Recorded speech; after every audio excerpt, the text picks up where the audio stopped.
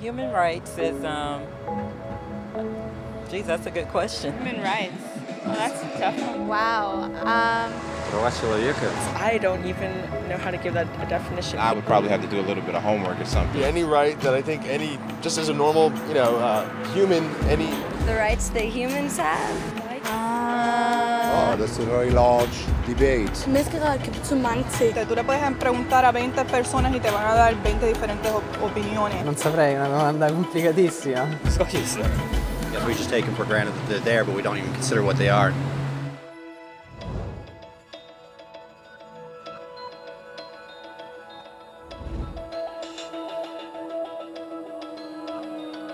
Los derechos humanos son los derechos que simplemente tienes por el hecho de ser humano.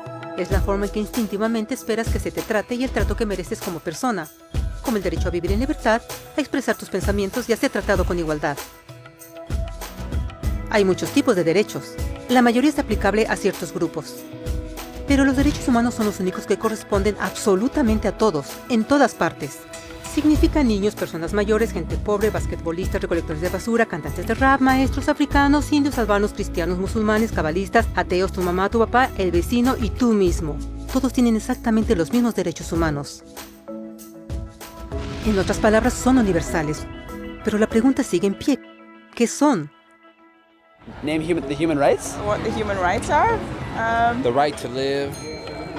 Equality between all peoples. Right to religion, the right to... Is there supposed to be a list somewhere I should be aware of? De acuerdo con las Naciones Unidas, hay un total de 30 derechos humanos que generalmente se agrupan y sencillamente se llaman derechos humanos.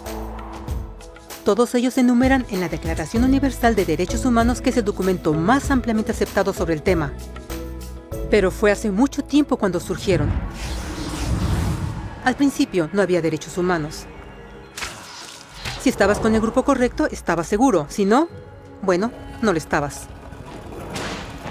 Pero entonces un personaje llamado Ciro el Grande decidió cambiar todo eso. Después de conquistar Babilonia, hizo algo completamente revolucionario. Anunció que todos los esclavos eran libres. También dijo que la gente tenía la libertad de escoger su religión sin importar de qué grupo formara parte. Documentaron sus palabras en una lápida de barro conocida como el Cilindro de Ciro, y así nacieron los derechos humanos.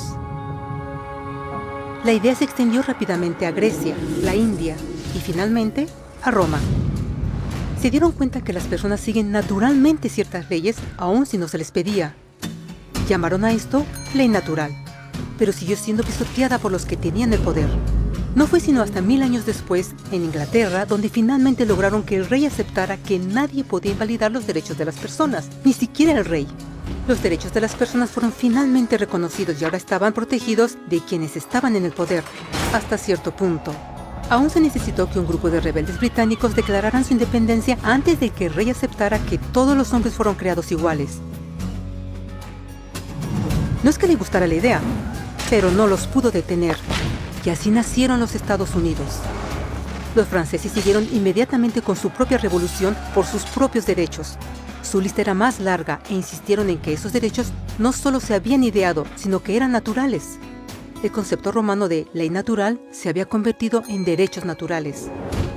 Desafortunadamente, no todos estaban entusiasmados.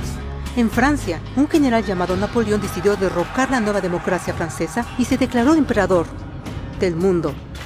Por poco y lo logra. Pero los países de Europa unieron sus fuerzas y lo vencieron.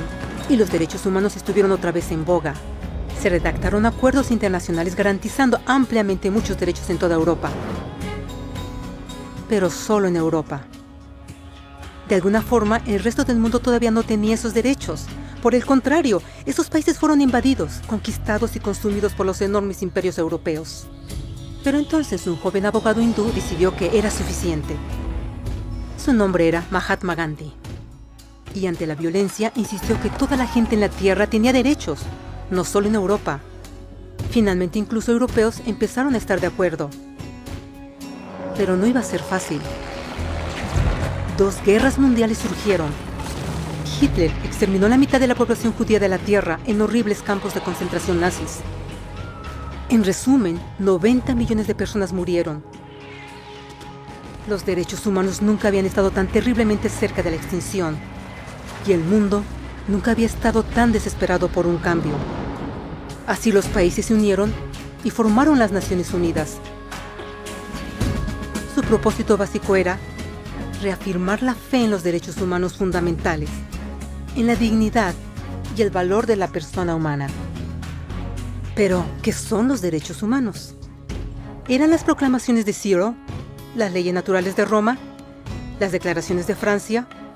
Todos parecen tener una idea un tanto diferente de lo que los derechos humanos deben ser. Pero bajo la supervisión de Eleanor Roosevelt, finalmente estuvieron de acuerdo en un grupo de derechos para todos absolutamente. La Declaración Universal de Derechos Humanos. El concepto francés de derechos naturales se había convertido finalmente en derechos humanos. Así, en resumen, primero solo unas cuantas personas con suerte tenían algunos derechos, hasta que una de estas personas decidió, oye, otras personas también deberían tener algunos derechos, lo cual fue grandioso, excepto que no todos estuvieron de acuerdo, y solo costó unos cuantos miles de años de lucha, declaraciones y más lucha hasta que todos finalmente aceptaron que los derechos humanos deberían ser para todos, y vivieron felices por siempre. Excepto por un pequeño problema. Si la gente tiene el derecho a alimentación y cobijo, ¿por qué 16,000 niños están muriendo de hambre cada día? ¿Uno cada 5 segundos?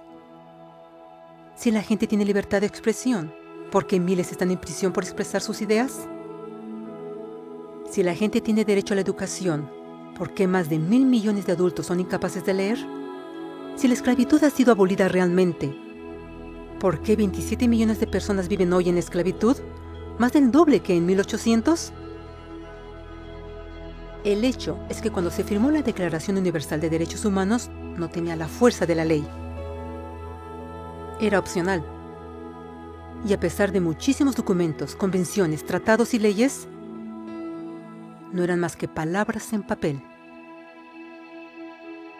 Así que la cuestión es, ¿quién hará que esas palabras sean una realidad?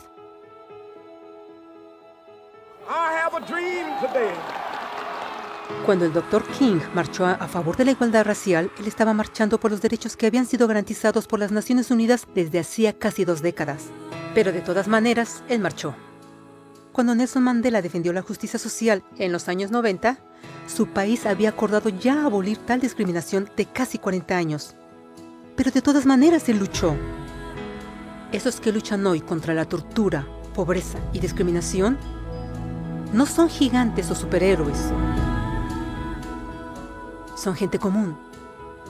Niños, madres, padres, maestros, individuos de pensamiento libre que no están de acuerdo en estar en silencio, que reconocen que los derechos humanos no son una lección de historia, no son palabras en una hoja de papel, no son discursos, campañas comerciales o de relaciones públicas. Son las elecciones que hacemos cada día como seres humanos. Son la responsabilidad que todos nosotros compartimos, de respetarnos mutuamente, de ayudarnos unos a otros y de proteger a los necesitados. Como Eleanor Roosevelt dijo, después de todo, ¿dónde comienzan los derechos humanos universales? En pequeños lugares, cerca del hogar, tan cercanos y tan pequeños que no pueden ser vistos en ningún mapa del mundo. Sin embargo, son el mundo del individuo común, el vecindario donde vive, la escuela o universidad donde estudia, la empresa, la granja u oficina donde trabaja. Tales son los lugares donde cada hombre, mujer y niño busca igualdad de justicia, igualdad de oportunidades, igualdad de dignidad sin discriminación. A menos que estos derechos tengan un significado ahí, no tendrían significado en ninguna parte.